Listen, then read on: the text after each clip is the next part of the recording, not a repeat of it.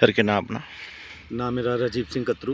अच्छा सर, देखिए जाए पे जो सरकारी ज़मीनें हैं, जो बहुत सारे गांव में काम लगता है, जी तो जो मालकी होती है वो कई दफ़ा ऐसा होता है भाई, जो मालिक होता है वो बड़ा आसान होता है, जो सरकार जगह है उसमें काम लगा होता है।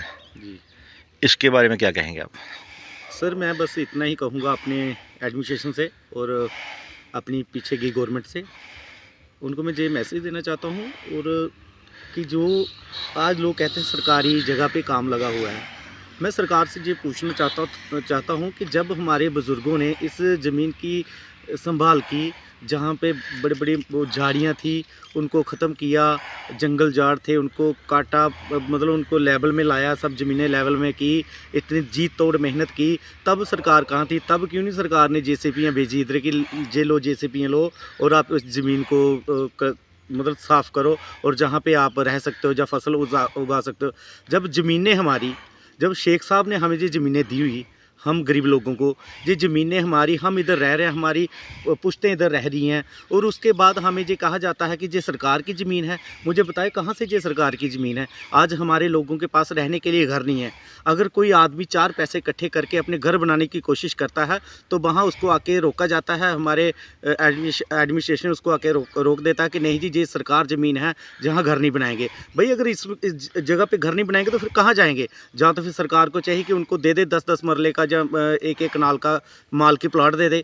अब हमारी जो पीछे सरकार थी उन्होंने हमारी गरदौरियाँ काट दी गई, हमारे इंतकाल ख़त्म कर दिए गए, हमारी खुद माल की ज़मीनों को सरकार बना दिया गया।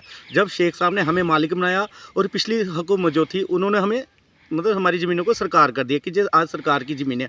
आज कोई भी गरीब आदमी काम लगाता है तो मोहल्ले से कोई एक आधा आदमी फ़ोन करता है, हेलो सर वो सरकार ज़मीन पे कब्जा कर रहा है। भाई वहाँ आके देखो वो बंदा कितने साल से रह रहा है, 100 साल से रह रहा है, उसके दादा परदादा वहाँ रह रहे हैं, तो फिर वो कहाँ से सरकार होगी?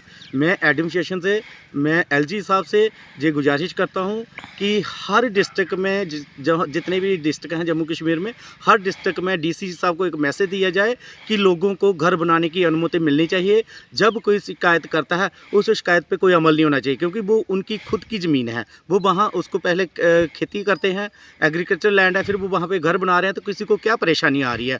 अगर किसी ने मालकी में बनाया या किसी ने पहले से ही सरकार में बनाया है, अगर किसी गरीब का काम बंद करवाना है तो मैं कहता हूं कि जो पहले सरकार जगह में बने हुए मकान है वो सारे टूटने चाहिए। अगर वो नहीं तोड़ सकता एडमिनिस्ट्रेशन तो फिर किसी गरीब को रोके ना।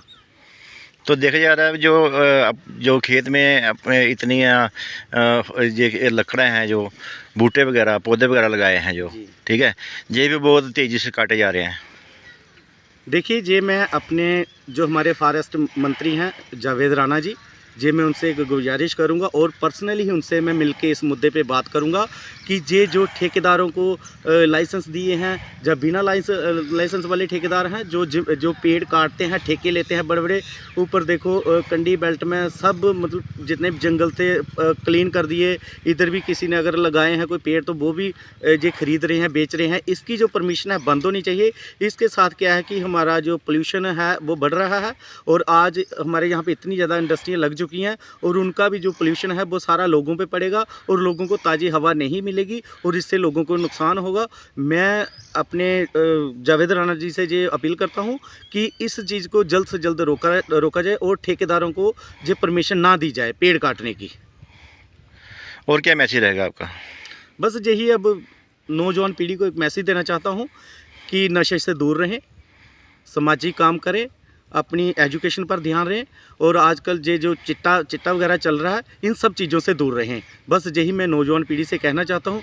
और जितनी भी अपीलें मैंने की हैं, ये मेरी अपील अगर कोई सुनता है तो ज़रूर उसको शेयर करे और एडमिनिस्ट्रेशन तक पहुँचाए। और सबसे मेन मुद्दा एक बार फिर कह देता हूँ, सरकार ज़मीन वाला, ये ज़मीनें सरकार नहीं है, इनको सरकार किया गया है और ना ही गरीब लोगों को परेशान करे एडमिनिस्ट्रेशन, उनके काम बंद ना करवाए, उनको काम करने दे, उनको घर बनाने दे। और उन लोगों ने भी तो कहीं रहना है ना, तो अगर उनको अपने ज़मीन पे घर बनाने की परमिशन है तो फिर वो कहाँ जाएंगे? धन्यवाद।